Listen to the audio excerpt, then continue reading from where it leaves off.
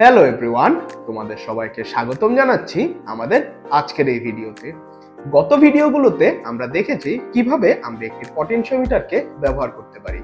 তবে আমরা আমাদের আজকের এই ভিডিওতে পটেনশিওমিটার সম্পর্কে আরো বিস্তারিত জানবো এবং শিখবো কিভাবে আমরা পটেনশিওমিটারকে একটি ভোল্টেজ ডিভাইডার সার্কিট রূপে ব্যবহার করতে পারি এবং এই পটেনশিওমিটার থেকে কিভাবে বিভিন্ন পয়েন্টে আমরা বিভিন্ন ধরনের ভোল্টেজ পেতে পারি। তো চলো শুরু করা যাক। আমরা গত ভিডিওতে পটেনশিওমিটার বলতে কিছুটা এরকম একটা ডিভাইস দেখতে পেয়েছিলাম, যার কিনা এরকম একটা রেজিস্টিভ হাফ সার্কুলার রিজিয়ন রয়েছে এবং এই যে মাঝখানে একটি নব রয়েছে এবং এই মাঝখানের এই নবটি থেকে একটি তার চলে গিয়েছে এবং যখন আমাদের এই যে নবটি রয়েছে এই নবটি যখন রোটেট করতে থাকতো তখন এই যে আমাদের যে এই দুই প্রান্তে রেজিস্ট্যান্সের মান চেঞ্জ হতে থাকতো। যেহেতু এই দুই প্রান্তে রেজিস্ট্যান্সের মান চেঞ্জ হচ্ছে, তার মানে কিন্তু আমাদের এই যে দুই প্রান্ত রয়েছে বি এবং সি, এই দুই প্রান্তেও কিন্তু রেজিস্ট্যান্স চেঞ্জ হচ্ছে। তো অর্থাৎ আমরা বলতে পারছি যে এ এবং বি তে যদি রেজিস্ট্যান্সের মান চেঞ্জ হয় তাহলে বি এবং সি তেও কিন্তু বাড়তে থাকবে। ধরি যে আমাদের এ এবং সি তে রেজিস্ট্যান্সের মান অর্থাৎ আর এ সি হলো আমাদের 50 কিলো ওহম। এখন আমাদের আর এ বি মানে এ বি এর অ্যাক্রসে রেজিস্ট্যান্স যদি 40 কিলো ওহম হয় তাহলে আর বিসি এর অ্যাক্রসে হবে 10 কিলো ওহম। কারণ আমার এসি এর অ্যাক্রসে কিন্তু আগে আমরা বলে দিয়েছি যে এখানে এই যে রেজিস্ট্যান্স এর মান হলো গিয়ে 50 কিলো ওহম। যেহেতু এবি অংশ যেটা রয়েছে এবি অংশ অলরেডি 40 কিলো ওহম অংশ দখল করে রেখেছে, তাহলে আর বাকি থাকে 10 কিলো ওহম, যা কিনা আমাদের যে বিসি অংশ রয়েছে এই বিসি অংশ দখল করছে। অর্থাৎ এখানে আমরা আসলে কি দেখতে পাচ্ছি, আমরা এখন যদি এই যে অংশটা রয়েছে এই অংশটাকে একটি ভোল্টেজ সোর্সের সাথে যদি কানেক্ট করে দেই তাহলে এখানে কিন্তু আমাদের একটি সিরিজ সার্কিট তৈরি হয়ে গিয়েছে। কারণ এই যে আমাদের যে সার্কিটটি আমরা যদি একটুখানি যদি এক্সপান্ড করি তাহলে দেখতে পাবো যে আমাদের সার্কিটটা হলো গিয়ে কিছুটা এরকম। এই অংশটি হলো গিয়ে আমাদের এ, এটি হলো গিয়ে বি এবং এটি হলো গিয়ে আমাদের সি। অর্থাৎ আমাদের এখানে যে সার্কিটটি সেটি কিন্তু একটি সিরিজ সার্কিট হয়ে গিয়েছে এবং এই অংশটি যেহেতু এবি তাই এটি আমাদের কত হবে 40 কিলো ওহম এবং এই অংশটি যেহেতু বিসি তাই আমাদের এই অংশটি হবে 10 কিলো ওহম। আর সিরিজ সার্কিটে যেহেতু রেজিস্ট্যান্স গুলো যোগ হয়ে যায় তাই আর এসি হয়ে যাবে আমাদের 50 কিলো ওহম। আশা করি বুঝতে পেরেছো যে আমাদের যে পটেনশিওমিটারটি রয়েছে সেটি কিভাবে একটি সিরিজ সার্কিট তৈরি করে ফেলছে। এখন দেখো, আমরা যদি নবটাকে আরো ঘোরাতে থাকি, ধরো যে আমরা নবটাকে ঘুরিয়ে আবার এই পজিশনে নিয়ে আসলাম, অর্থাৎ এই যে আমাদের যে ডিস্টেন্সটা রয়েছে এই ডিস্টেন্সের পরিমাণ কিন্তু অনেকটাই কিন্তু বেড়ে গেল এবং যেহেতু এই অংশের পরিমাণ বেড়ে গিয়েছে আর লেন্থ বাড়লে আমরা জানি যে রেজিস্ট্যান্সের মান বেড়ে যাবে। সো রেজিস্ট্যান্সের মান যদি বাড়ে, আগে ছিল 40 কিলো ওহম, এখন আমাদের এটি হয়ে যাবে হলো গিয়ে ধরে 45 কিলো ওহম।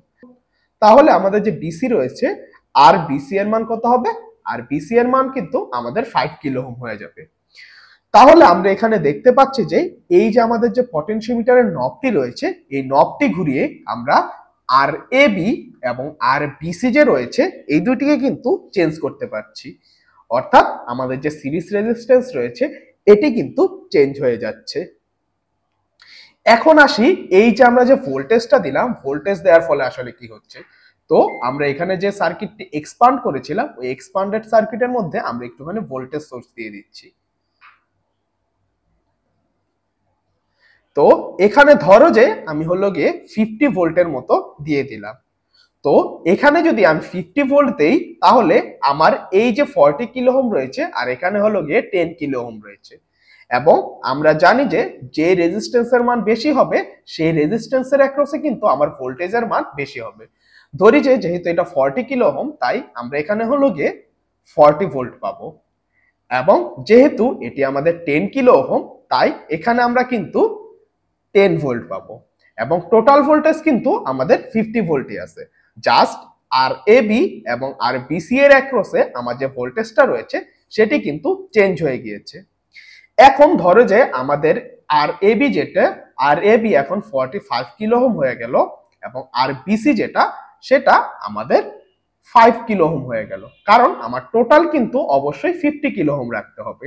যেহেতু আমাদের এবি এর অ্যাক্রসের রেজিস্ট্যান্সের মান আরো বেশি বেড়ে গেছে, তাই আমাদের যে আগের ভোল্টেজ ছিল ওই ভোল্টেজ থেকে কিন্তু আমাদের এখনকার ভোল্টেজ আরো বেশি বেড়ে যাবে। ধরি যে এখন আমাদের এখানে হবে 45 ভোল্ট এবং এখানে হবে হলো গিয়ে আমাদের 5 ভোল্ট, কারণ আমাদের যে ভোল্টেজের মান রয়েছে ভোল্টেজের মানও কিন্তু দুই জায়গার মধ্যে সেম থাকতে হবে। অর্থাৎ আমাদের VAC is equal to VAB plus VBC, এই শর্তটা কিন্তু মানতে হবে। যেমনটা আমাদের মেনে থাকে R AC is equal to R AB plus R BC. আমরা এখানে দেখতে পাচ্ছি যে আমরা যখন হলো পটেনশিওমিটারটি ব্যবহার করছি তখন কিন্তু আমাদের এখানে একটি সিরিজ সার্কিট তৈরি হয়ে যাচ্ছে, এবং যেহেতু সিরিজ সার্কিট তৈরি হয়ে যাচ্ছে তাই অবশ্যই এখানে যে আমার ভোল্টেজ রয়েছে সেটি কিন্তু ভাগ হয়ে যাচ্ছে। তো চলো এখন আমরা আমাদের যে স্টেম স্টার্টার কিট রয়েছে সেখানে আমরা এই পটেনশিওমিটারের সার্কিটটি তৈরি করে দেখি এবং দেখি কিভাবে আমাদের যে ভোল্টেজটি রয়েছে সেটি ডিভাইড হয়ে যাচ্ছে। পটেনশিওমিটারকে একটি ভোল্টেজ ডিভাইডার হিসেবে ব্যবহার করা প্র্যাকটিক্যালি দেখার জন্য আমাদের প্রথমেই প্রয়োজন হবে আমাদের যে স্টেম স্টার্টার কিটটি রয়েছে সেটি, এবং সাথে প্রয়োজন হবে একটি মাল্টিমিটার। তো এখানে দেখো এই যে পার্টটা, এই অংশতে কিন্তু আমাদের তিনটি পটেনশিওমিটার দেয়া রয়েছে। তো আপাতত আমরা এখান থেকে একটি পটেনশিওমিটার ব্যবহার করব। তো আমরা একটু আগেই দেখেছিলাম যে আমাদের যে পটেনশিওমিটার, এই পটেনশিওমিটারের এসি এর অ্যাক্রসে যে রেজিস্ট্যান্সটা সেটা সবসময় ফিক্স থাকছে। তো চলো এখন আমরা আমাদের যে মাল্টিমিটার রয়েছে মাল্টিমিটারের মাধ্যমে টেস্ট করে দেখি আসলে কি এই জিনিসটা ফিক্স থাকছে নাকি। তো আমরা আমাদের যে মাল্টিমিটার সেটিকে 20 কিলো ওহম রেঞ্জে নিয়ে আসলাম, এবং যখন আমরা কর্নারের দুটি পিনে ধরলাম তখন আমরা দেখতে পাচ্ছি যে এখানে এটি দেখাচ্ছে আমাদের 9.55 কিলো ওহম। এখন আমি যদি নবটাকে যদি ঘুরাই তাহলে দেখতে পাচ্ছি যে আমাদের কিন্তু কোনো চেঞ্জ আসছে না রেজিস্ট্যান্সের মধ্যে, কারণ এই যে কর্নারে যে দুটি পিন রয়েছে এই দুটির মধ্যে কিন্তু রেজিস্ট্যান্স সবসময় সেম লেভেলেরই থাকে। তো এখন আমরা যদি যে কোনো কর্নারের একটি এবং আরেকটি মিডল পিনে যদি আমার যে মাল্টিমিটার রয়েছে সেটিকে যদি ধরি তাহলে ইনিশিয়ালি আমি দেখতে পাচ্ছি যে এখানে আমাকে 9.55 কিলো ওহম দেখাচ্ছে। এখন আমি যদি আমার যে পটেনশিওমিটারটি রয়েছে সেটির নবটি যদি ঘোরাতে শুরু করি তাহলে দেখছি যে আমার এখানে কিন্তু যে রেজিস্ট্যান্সের মান সেটি কিন্তু কমতে শুরু করেছে, এবং আমি যখন একদমই কমিয়ে দিতে চাইবো আমি এখন হলো গিয়ে এটিকে 6.17 নিয়ে আসলাম, এবং আমরা দেখেছিলাম যে আমার যে টোটাল রেজিস্ট্যান্স অর্থাৎ আর এসি সেটি ছিল 10 কিলো ওহমের কাছাকাছি বা 9.55 কিলো ওহম। এখন আমাকে আর এবি এর অ্যাক্রসে দেখাচ্ছে 6.16 কিলো ওহম, তাহলে আমাকে আর বিসি এর অ্যাক্রসে কত দেখাবে? সেটা কিন্তু অবশ্যই আমাকে 3 কিলো ওহমের কাছাকাছি দেখাবে। তো আমরা এখন আমাদের যে মাল্টিমিটারের প্রোবটি সেটিকে যদি ঘুরিয়ে বিসিতে বসিয়ে দেই তাহলে এখানে দেখতে পাচ্ছি যে আমাকে কিন্তু এখানে 3.54 কিলো ওহম দেখাচ্ছে, অর্থাৎ বিয়োগ করে যে রেজিস্ট্যান্সটি পাওয়ার কথা সেটিই কিন্তু আমরা দেখতে পাচ্ছি। নব ঘোরানোর সাথে সাথেই কিন্তু আমার পটেনশিওমিটারের বিসি এর অ্যাক্রসে যে রেজিস্ট্যান্স সেটিও কমতেছে। তো এখন যদি আমি এটাকে আরো কমাতে থাকি তো একদম এটি কিন্তু জিরোতে চলে আসবে, এবং অন্যদিকে ঘুরালে এইদিকে কিন্তু বাড়তে থাকবে। এখানে আমরা লক্ষ্য করলাম যে আমাদের এবি এর অ্যাক্রসে যদি রেজিস্ট্যান্সের মান বাড়তে থাকে তাহলে বিসি এর অ্যাক্রসে আমাদের রেজিস্ট্যান্সের মান কমতে থাকবে, কিন্তু সবসময় আমরা নব ঘুরাই বা না ঘুরাই যে কোনো ক্ষেত্রেই আর এসি সেম থাকবে। এবং আমরা যদি বাজারে কোনো পটেনশিওমিটার কিনতে যাই তখন এই যে আর এসি এর যে মান রয়েছে এটিকেই আমরা বলে থাকি। তো চলো এখন আমরা সার্কিট কানেকশন দিয়ে দেখে ফেলি কিভাবে এই জিনিসটি আসলে একটি ভোল্টেজ ডিভাইডার ক্রিয়েট করছে। তো এই জন্য আমরা প্রথমেই কয়েকটি জাম্পার ওয়্যার নিয়ে নিচ্ছি। তো জাম্পার ওয়্যার নিয়ে প্রথমেই আমাদের যে ভোল্টেজ সোর্স রয়েছে ভোল্টেজ সোর্সের পজিটিভ পিনটি আমরা আমাদের পটেনশিওমিটারের যে কোনো একটি কর্নারের পিনে লাগিয়ে দেব। এরপর আমাদের অন্য আরেকটি যে কর্নারের পিন রয়েছে, ওই কর্নারের পিন থেকে আমরা গ্রাউন্ডের সাথে বা হলো গিয়ে ভোল্টেজ সোর্সের নেগেটিভ পিন রয়েছে সেখানে কানেক্ট করে দিব। ব্যাস, আমাদের এখানে কিন্তু একটি ভোল্টেজ ডিভাইডার সার্কিট রেডি হয়ে গিয়েছে। তো এখন আমরা যদি এবি এবং বিসি এর অ্যাক্রসে ভোল্টেজ যদি মেজার করতে যাই তাহলে দেখি কত পাই। তো আমরা আমাদের সার্কিটটিকে অন করে দিলাম এবং আমাদের মাল্টিমিটারটিকে 20 ভোল্ট রেঞ্জে নিয়ে গেলাম, কারণ আমরা এখানে সর্বোচ্চ 5 ভোল্ট পেতে পারি। সো 20 ভোল্ট আমাদের জন্য সেফ অপশন।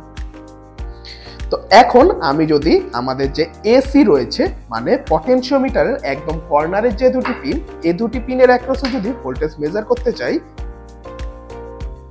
তাহলে আমি দেখছি যে আমি কিন্তু এখানে -5.08 পাচ্ছি। তো আমরা পোলারিটিটা একটুখানি চেঞ্জ করে ধরি। এখন কিন্তু আমরা পজিটিভ 5.1 ভোল্ট পাচ্ছি। এখন আমরা যদি পটেনশিওমিটারের নব যদি ঘোরাতে থাকি, ঘোরালেও কিন্তু আমাদের যে ভোল্টেজ রয়েছে সেটি চেঞ্জ হচ্ছে না, কারণ আমি হলো গিয়ে একদম কর্নারে যে দুটি পিন রয়েছে সেটির মধ্যে ধরেছি। তো ভোল্টেজ ডিভাইডার বোঝার জন্য আমাদের একটি নবকে একদম কর্নারের পিনে এবং অন্য আরেকটি প্রোবকে আমাদের যে মিডল পিন রয়েছে পটেনশিওমিটারে সেখানে ধরতে হবে। তো এখন আমরা ইনিশিয়ালি এখানে 0 ভোল্ট দেখতে পাচ্ছি। তো আমি যদি এই যে নবটি রয়েছে এই নবটিকে যদি ঘোরাতে থাকি তাহলে এখানে দেখতে পাচ্ছি যে আমাদের যে ভোল্টেজ রয়েছে সেটি কিন্তু ইনক্রিজ হওয়া শুরু করেছে, এবং যখন আমরা এক্সট্রিমে নিয়ে যাব তখন কিন্তু আমাদের যে ভোল্টেজ রয়েছে সেটি আমাদের যে ম্যাক্সিমাম যে ভোল্ট সেটি কিন্তু পেয়ে গিয়েছে, কারণ অন্য সাইডের রেজিস্ট্যান্সের মান আমার 0 হয়ে গিয়েছে, যেটা আমরা কিছুক্ষণ আগেই দেখতে পেরেছিলাম। তো এখন আমরা যদি এটিকে একটি মাঝামাঝি কোনো জায়গায় নিয়ে যাই এবং এখানে দেখতে পাচ্ছি যে আমার এখানে কিন্তু 3.8 ভোল্ট দেখাচ্ছে, তাহলে অপর প্রান্তে আমার কত দেখানোর কথা?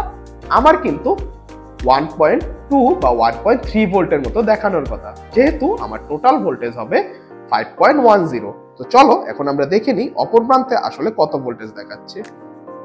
এখন আমরা যদি মিডল প্রান্ত এবং অপর যে প্রান্ত রয়েছে সেখানে যদি রাখি তাহলে এখানে আমরা কিন্তু দেখতে পাচ্ছি যে আমাদের ভোল্টেজ 1.3 বা 1.28 ভোল্ট দেখাচ্ছে। তো এভাবেই কিন্তু আমরা একটি পটেনশিওমিটারকে ভোল্টেজ ডিভাইডার সার্কিট রূপে আমাদের যে স্টেম স্টার্টার কিট রয়েছে এবং অন্যান্য সকল সার্কিটে ব্যবহার করতে পারি। আশা করি তোমরা বুঝতে পেরেছো যে ভোল্টেজ ডিভাইডার সার্কিটটা কিভাবে পটেনশিওমিটারের ক্ষেত্রে কাজ করে থাকে। তো এই ছিল আমাদের আজকের এই ভিডিও। এরকম আরো দরকারি কন্টেন্ট পেতে আমাদের সাথেই থাকো।